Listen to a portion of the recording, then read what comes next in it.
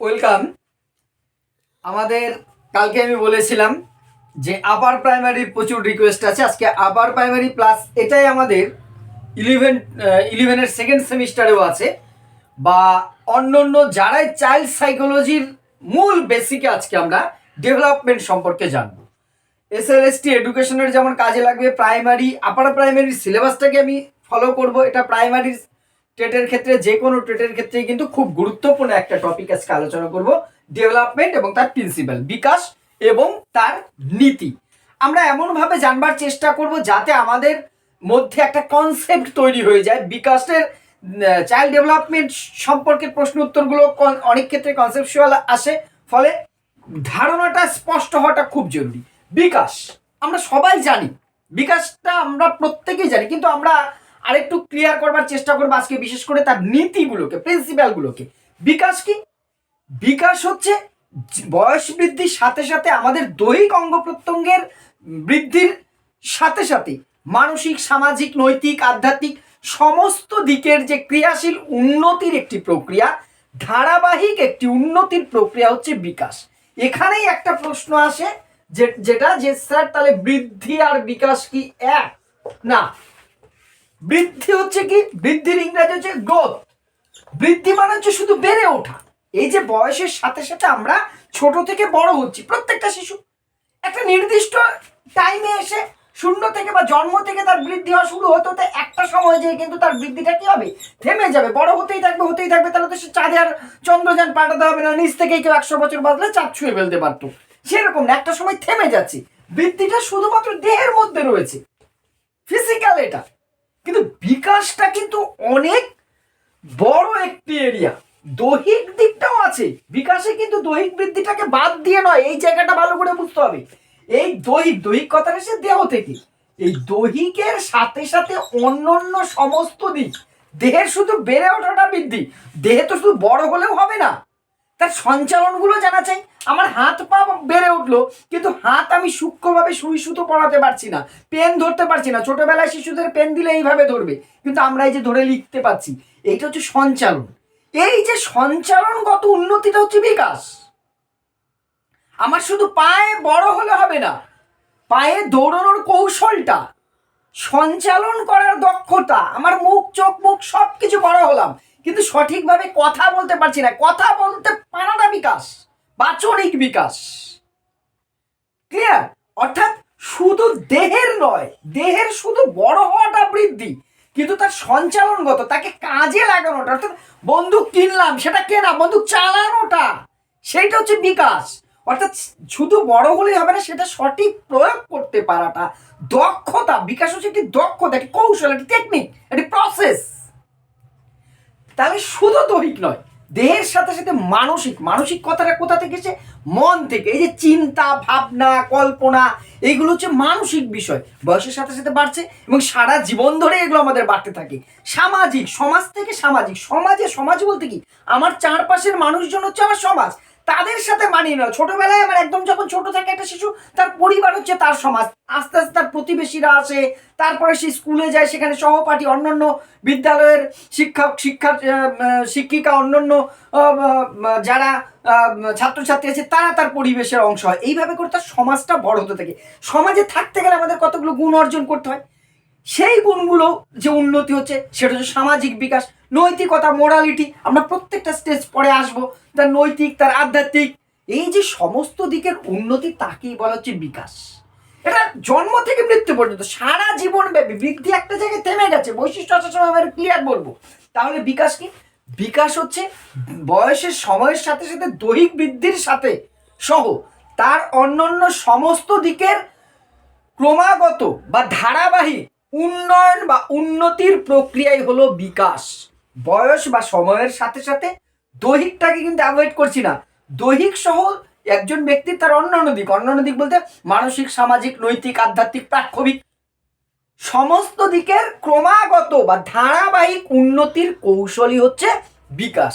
এইটুকু বলার মধ্যে দিয়ে আশা করি বৃদ্ধি আর বিকাশের বৈশিষ্ট্য, আমাদের এই পার্থক্যটা আমাদের কাছে ক্লিয়ার হয়ে গেছে। বৃদ্ধিটা হচ্ছে শুধু দেহের মধ্যে থাকে, আর বিকাশটা কি শুধু দেহের মধ্যে সীমাবদ্ধ নয়, সব দিকে ছড়িয়ে রয়েছে।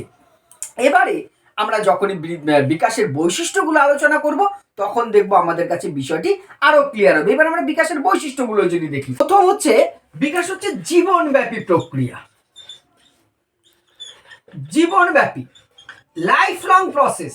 জীবনব্যাপী মানে আমি কিন্তু সংজ্ঞা বলতেছি, অনেকবার বলেছি আমি বিভিন্ন বইতে বিভিন্ন ডেফিনেশন আছে, অত সংজ্ঞা মুখস্থ করে পারা যাবে না। বা প্রথমেই বলে নিয়েছি যে আমরা এই যে আপার প্রাইমারি যে সিডিপিটা পড়বো, চাইল্ড ডেভেলপমেন্ট অ্যান্ড পেডাগজি, আমরা ধারণাটা ক্লিয়ার করে নেওয়ার চেষ্টা করব।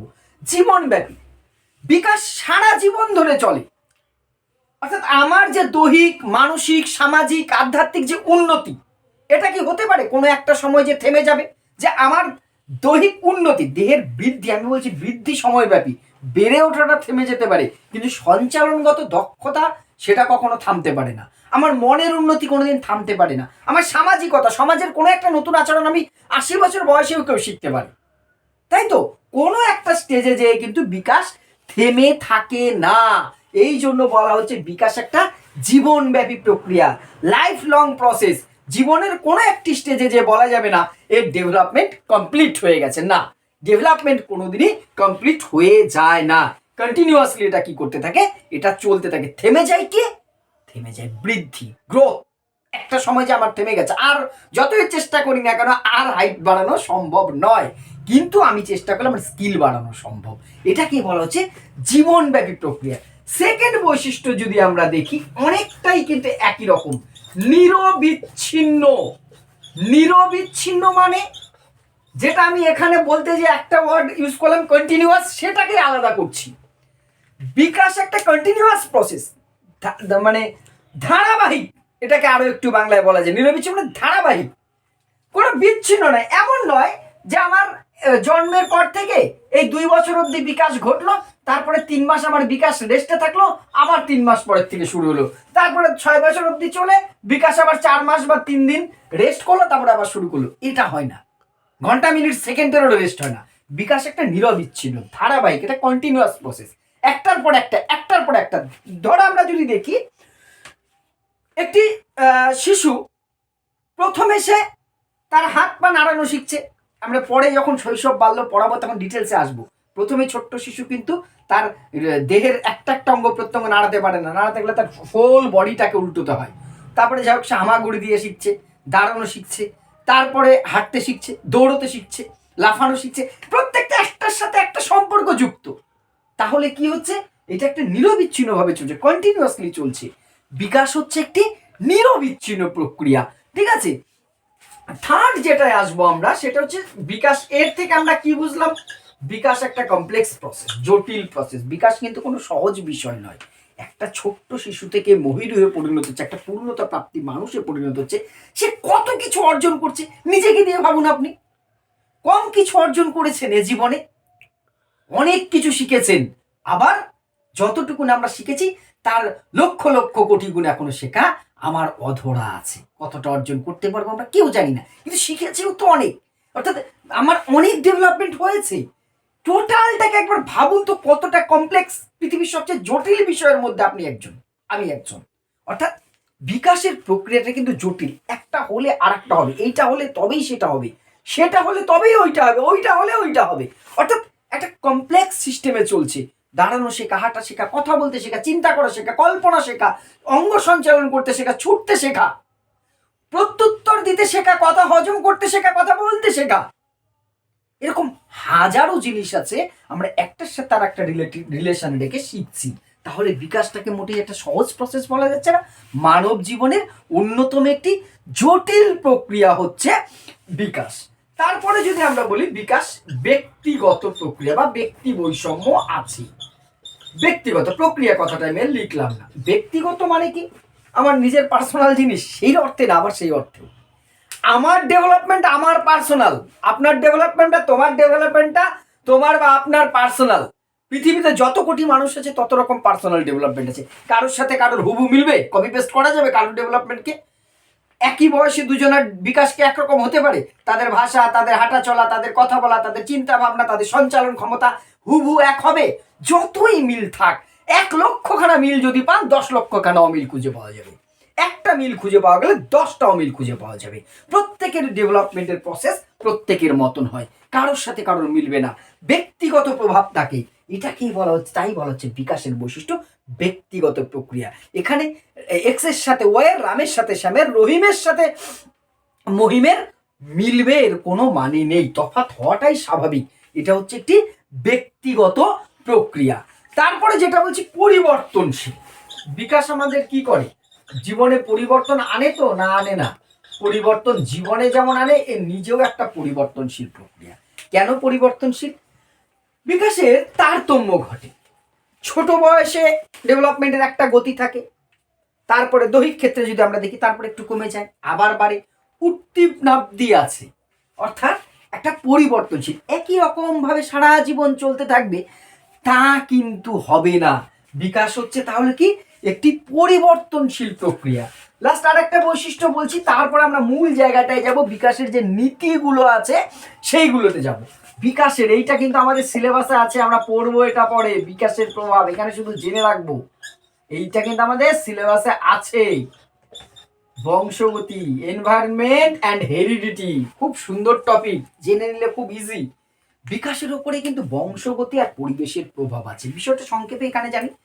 হেরিডিটি, বংশগতি মানে হেরিডিটি, হেরিডিটাস থেকে এসে, যার অর্থ আমরা জন্মসূত্রে যে গুণগুলো পাই আমার পূর্বপুরুষের কাছ থেকে, তাই তো, পিতা মাতা বা আমার পরিবারের কাছ থেকে আমি যে গুণগুলো পেয়েছি তার প্রভাব পড়ে না। সাধারণত যদি দেখি বাবা মা যদি একটু শর্ট হাইটের হওয়ার ছেলে মেয়ে একটু শর্ট হাইটের হওয়ার সম্ভাবনা থাকে, বাবা মার শরীরের গঠন যেমন পায় তার চিন্তাধারা পায় না। বাবার যদি একটু অনেক ক্ষেত্রে আছে খুব মেজাজি, সে ছেলে দেখা গেল আর বদ মেজাজি হলো, সব ক্ষেত্রে হবে তার কোনো মানে নেই। তাহলে কিছুটা বংশগতির প্রভাব বিকাশের ক্ষেত্রে পড়ে, তাই তো। আবার পরিবেশের প্রভাবও কিন্তু পড়ে। এ নিয়ে অনেক পরীক্ষা নিরীক্ষা পৃথিবীতে হয়েছে, আমরা পরে একটু একটু করে জানবো। পরিবেশের প্রভাব, আমি যে পরিবেশে থাকবো আমার বিকাশ তার দ্বারা প্রভাবিত হবেই হবে। আজকে আমি এই আমার দেশে আছি, আমাদের দেশটায় আছি, ভারতবর্ষের পরিবেশে থেকে একটা তার মতন কিন্তু আমার মধ্যে একটা ধারণা তৈরি হয়েছে, আমাদের মধ্যে একটা সবাইকে মানিয়ে চলার ব্যাপার, অন্যের ধর্মের প্রতি আমাদের শ্রদ্ধাশীলতা, তাই তো। এটা আমাদের সামাজিক বৈশিষ্ট্য, সামাজিক বিকাশের মধ্যে মিলে গেছে। প্রতিবেশী দেশের দিকে আমরা যদি তাকাই, সেই পরিবেশের কারণে তাদের মধ্যে সেই সহিষ্ণুতাটা আসছে না। এর মধ্যে কিন্তু আমরা ধর্ম টর্ম টানবো না, সব কিছু মিলিয়ে। তাহলে এটা পরিবেশের উপর নির্ভর করে, আমি যে পরিবেশে থাকবো আমার ডেভেলপমেন্টটা সেই রকমই হবে। আজকে জাপানে যে শিশুটি জন্মায় সে ছোটবেলার থেকে সে সৎ হয়, দেশপ্রেমিক হয়, চুরি চুরি করে না। আর আমার দেশে সুযোগ পেলে 2 টাকাও ছাড়ে না, সে নেতা হোক আর খেতা হোক। তাহলে এটা আমার পরিবেশের গুণ। বোঝাতে পারলাম? বাস্তব উদাহরণ দিলে হয়তো মনে থাকবে। বংশগতি ও পরিবেশের প্রভাব কিন্তু আমার বিকাশের ক্ষেত্রে থাকে। এইবার আসছে বিকাশের কিছু নীতি বা প্রিন্সিপাল আছে। আমরা এবার একে একে বিকাশের নীতিগুলো আসবো, আমি লিখে নিচ্ছি তাহলে একটু সময় বাঁচবে। ওকে, যেটা বলছিলাম যে বিকাশের নীতি আমি লিখে নিলাম, কতগুলো প্রিন্সিপাল অর্থাৎ নিয়ম বা নীতি মেনেই বিকাশ ঘটে প্রত্যেকের ক্ষেত্রে। এই নীতিগুলোর মধ্যে 2-3টে কিন্তু খুব ইম্পর্টেন্ট, যেখান থেকে কিন্তু সিডিপিতে টেটে প্রশ্ন আসে। আমি একটা একটা করে বলবার চেষ্টা করি, একটু বুঝে নেবার চেষ্টা করবেন। আর আপনাদের যেখানে অসুবিধা মনে হবে বা আমার ভুল ত্রুটি কিন্তু কমেন্ট করে অবশ্যই জানাবেন আপনারা। প্রথম হচ্ছে ধারাবাহিকতা, যেটা কিন্তু আমি বৈশিষ্ট্যের মধ্যে টাচ দিয়ে এসেছি। বিকাশের মধ্যে একটি ধারাবাহিকতা থাকে, একই জিনিস এটা নীতির মধ্যে আসে, এটা বৈশিষ্ট্যের মধ্যেও ছিল, তারপরে নতুন পয়েন্টগুলো আসবে। জানা জিনিস থেকে আগে জানি। ধারাবাহিকতা মানে কি?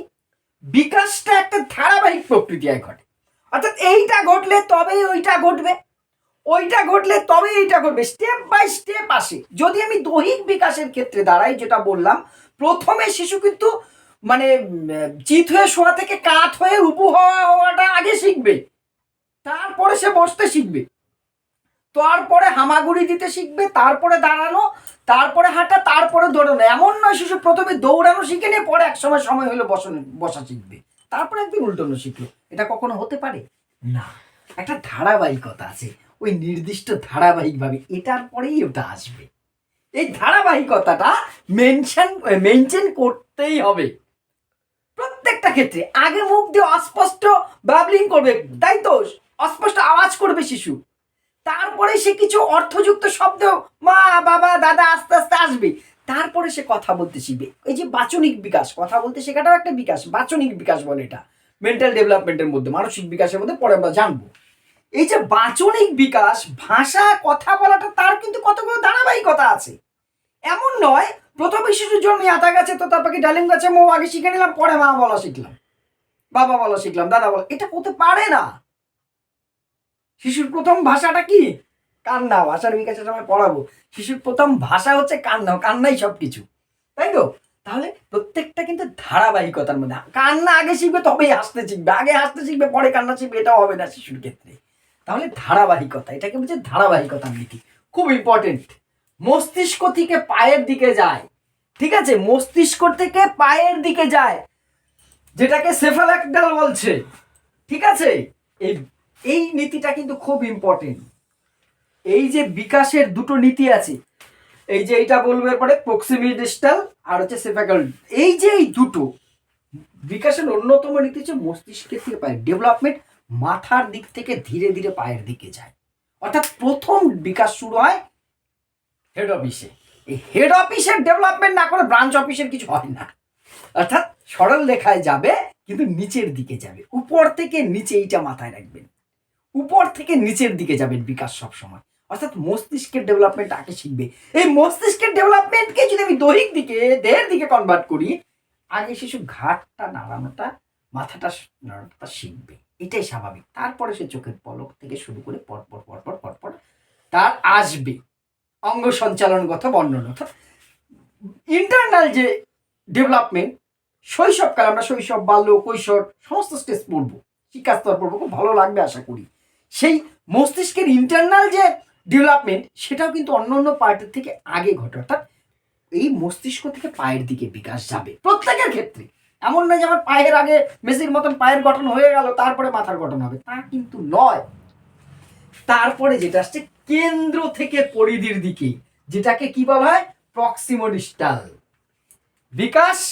প্রথমে এইভাবে গেল, এইবার এইভাবে যাবে। অর্থাৎ আমার সেন্টারের দিকে আগে হবে, সাইডে, অর্থাৎ মস্তিষ্কের আগে চোখের ডেভেলপমেন্ট কিন্তু হবে, তারপরে কানের হবে। এই হাতের অঙ্গ সঞ্চালন কিন্তু বেশ খানিকটা পরে হয় শিশুর, একটু ভালো করে মিলিয়ে দেখুন, বাড়িতে অনেকেরই শিশু আছে, একটু মেলাবেন। চোখের পলক ফেলা, কান্না যত তাড়াতাড়ি শিখেছে, একটা শিশু পেন ধরতে তত তাড়াতাড়ি শেখেনি, কারণ এটা এর দূরত্বটা দেহের থেকে অনেকটা দূরে, যেটাকে বলা হচ্ছে কেন্দ্র। পরিধির দিকে পরে হবে, কেন্দ্রের দিকে আগে হবে।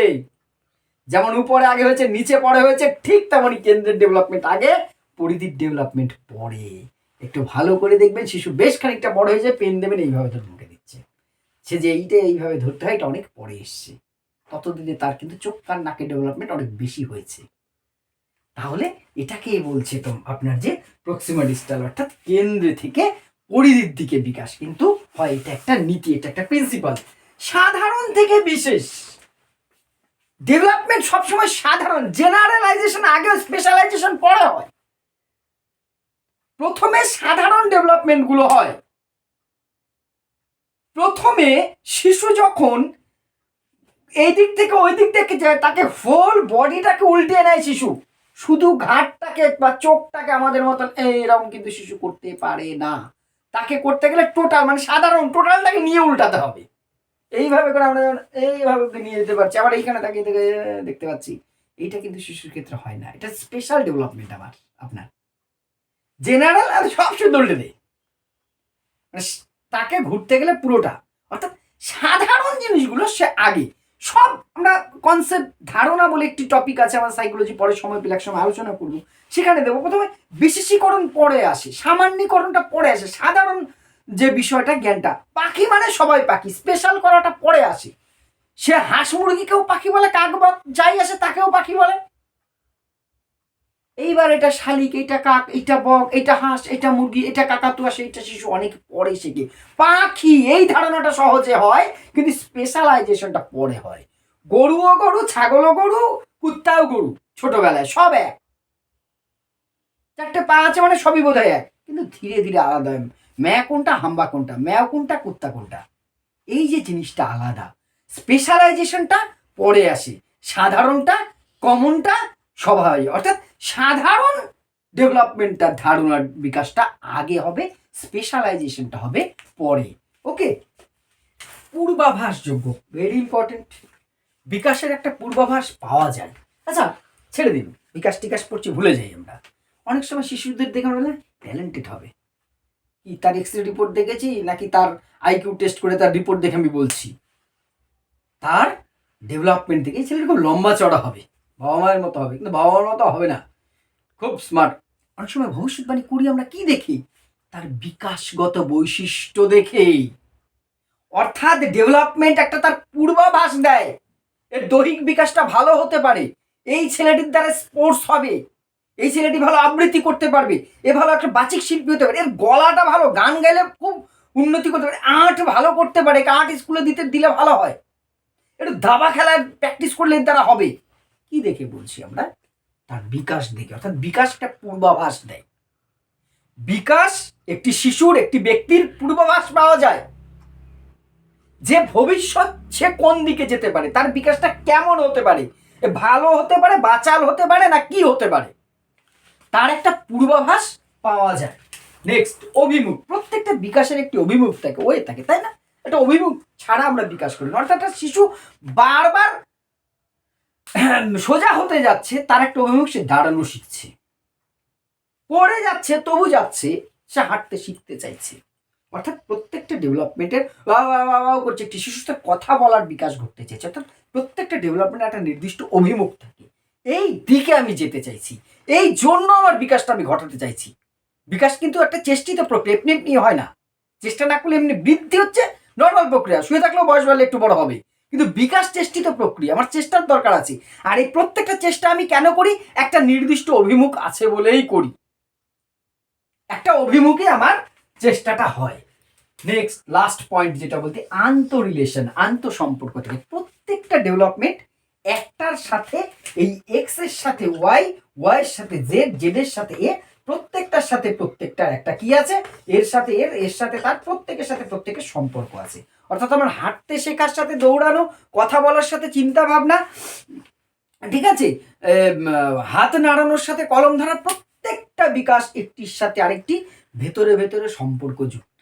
একটা কোথায় যেন সেই সুইচ বোর্ডের মতন দেখা যায়, অনেকগুলো সুইচ এদিক সেদিক, কিন্তু প্রত্যেকটা তার কোনটার সাথে কোনটা, একটা ইলেকট্রিক মিস্ত্রি যেন জোড়া দিয়ে দিয়ে জোড়া দেয়, এটার সাথে ওই তার, সেই তার সাথে সেই তার, সব জয়েন করা আছে। অনেকটা সেই রকম কি আছে, আন্তঃসম্পর্ক, ইন্টাররিলেশন রয়েছে। এই হচ্ছে বিকাশের নীতি। তাহলে ধারাবাহিকতা আছে, মস্তিষ্ক থেকে পায়ের দিকে বিকাশ ঘটে, কেন্দ্র থেকে পরিধির দিকে বিকাশ ঘটে, সাধারণ থেকে স্পেশালের দিকে যায়, পূর্বাভাসযোগ্য, অভিমুখ আছে, আন্তঃসম্পর্ক রয়েছে। এবার একটা ছোট্ট টপিক আজকে একটুখানি এর সম্পর্কে বলে, যে আমরা পেঁয়াজে, তার তত্ত্বটা খুব ইম্পর্টেন্ট, আমরা পড়বো। সেই পেঁয়াজে বিকাশের 4টি উপাদানের কথা বলেছে, আমরা অনেক সময় স্কিপ করে যাই। সেই 4টি উপাদান আমি একটুখানি লিখে নিয়ে বলে আজকের মতন শেষ করব। মনোবিদ পেঁয়াজে, যার আমরা ডেভেলপমেন্টটা পড়বো তত্ত্ব পরে, সে পেঁয়াজের মতে বিকাশের উপাদান, মনোবিদ পেঁয়াজে বলেছেন যে বিকাশের, মানুষের যে ডেভেলপমেন্ট ঘটে তার 4টি উপাদান আছে। কি কি? এক হচ্ছে ম্যাচুরেশন, পরিণমন, তার একটা অভিজ্ঞতা, সামাজিক সঞ্চালন, আর ভারসাম্যতা। কি সেটা? প্রথম হচ্ছে পরিণমন। পরিণমন আমরা পড়ব। পরিণমন হচ্ছে ম্যাচুরেশন, বয়স বৃদ্ধির সাথে সাথে দৈহিক অঙ্গ প্রত্যঙ্গের পূর্ণতা প্রাপ্তির যে প্রক্রিয়া, তাকেই বলছে পরিণমন। এই পরিণমন অর্থাৎ আমার দৈহিক পূর্ণতা, এর সাথে এটার উপর বিকাশ নির্ভর করে। বিকাশের অন্যতম একটি উপাদান এটি। অভিজ্ঞতা, অর্থাৎ বিকাশ কিন্তু আমার পূর্ব অভিজ্ঞতা দ্বারা প্রভাবিত হয়। বারবার একই উদাহরণ আনছি বোঝার সুবিধার জন্য। বসতে শিখেছি, সেই অভিজ্ঞতা আমাকে দাঁড়াতে শিখতে সাহায্য করেছে। সে দাঁড়ানো শেখার অভিজ্ঞতাটা আমার হাঁটতে শিখতে সাহায্য করতে, হাঁটা শেখার অভিজ্ঞতা আমার দৌড়াতে সাহায্য করেছে, দৌড়ানোর অভিজ্ঞতা আমাকে লাফানো শিখতে সাহায্য করতে। অর্থাৎ অভিজ্ঞতার দ্বারা কিন্তু বিকাশের উপর নির্ভর করে। বিকাশের একটি উপাদান হচ্ছে অভিজ্ঞতা। সামাজিক সঞ্চালনতা, ট্রান্সফার। আমরা একটি অভিজ্ঞতা আর একটা অভিজ্ঞতা সঞ্চালন করি না। ছোটবেলা অঙ্ক শিখেছি, 3টে পাখি আর 3টে পাখি কটা হয়? 6টা। তাহলে 3টে চকলেট, 2টে চকলেট কটা হয়? 5টা। এই যে একটা অভিজ্ঞতাকে আর একটা অভিজ্ঞতায় নিয়ে যাওয়া, এটা ট্রান্সফার আমরা প্রতিনিয়ত করি, ছোটবেলার থেকে বড়বেলা, সারা জীবন আমরা ট্রান্সফার করি এখানকার অভিজ্ঞতা। এই সামাজিক বিষয়গুলোকে সঞ্চালন করা, ট্রান্সফার করা, সমাজে যা ঘটছে সেটাকে আমার দিকে বা আমার কাজে কি করছি, সঞ্চালন করছি, বা আমার অভিজ্ঞতাকে অন্যের মধ্যে সঞ্চালন করবার চেষ্টা করছি, অ্যাবজর্ব করছি। এই যে এটা, সেটাকে হচ্ছে সামাজিক সঞ্চালনতা। এটার উপরেও বিকাশ নির্ভর করে। আর হচ্ছে ভারসাম্যতা। টোটাল তো একটা ব্যালেন্সের খেলা নাকি? সারাটা জীবনই তো আমরা সুতোর মতন চলছি, টোটাল সেই দড়ির উপরে হেঁটে যাওয়া। ছোটবেলায় দেখেছি, এখন অনেক সময় দেখায় না সেই খেলাগুলো, এপাশ তো ওপাশে বাঁশ বাঁধা, তার উপর দিয়ে আমাদের লাইফটাই তো তাই, টোটাল একটা ব্যালেন্স করে চলতে হচ্ছে। বিকাশটাও তাই, ব্যালেন্সটা ডিসব্যালেন্স হলেই আমার অবস্থা খারাপ, আমার বিকাশের বনেই কাশ রয়ে যাবে, তাই তো? তাহলে ভারসাম্য রক্ষা করতে হয় বিকাশে, সঠিক ভারসাম্য রক্ষা করাটাও একটা বিকাশের উপাদান। যে ব্যক্তি এই ব্যালেন্স, এই সমতা যত বেশি রক্ষা করতে পারে, তার বিকাশটা তত যথাযথ হয়, পারফেক্ট হয়। সে পারফেক্ট একটা মানুষ হতে পারে, ব্যক্তি জীবনে সে সফল হতে পারে। যার ডিসব্যালেন্স যত বেশি, তার প্রবলেম তত বেশি। তাহলে পিয়াজে বলেছেন বিকাশের 4টি উপাদান: পরিণমন, অভিজ্ঞতা, সামাজিক সঞ্চালন, ভারসাম্যতা। আমরা পরের ক্লাসে জীবন বিকাশের স্তরগুলো আলোচনা করব বিভিন্ন অ্যাঙ্গেল থেকে। এর শিক্ষা আমাদের দেখতে বলেছে, সেইগুলো আলোচনা করব পর আমরা চেষ্টা করব সিলেবাসটাকে সম্পূর্ণ যেমন এসএলএসটি করেছিলাম সম্পূর্ণটা করবার চেষ্টা করি। আপনাদের জিজ্ঞাসাগুলো অবশ্যই কমেন্টে জানাবেন, ভালো লাগলে বলবেন। আর অবশ্যই ভালো লাগাটা বলুন না বলুন, আমার ত্রুটি বিচ্যুতিটা অবশ্যই কমেন্ট করে জানাবেন। ধন্যবাদ।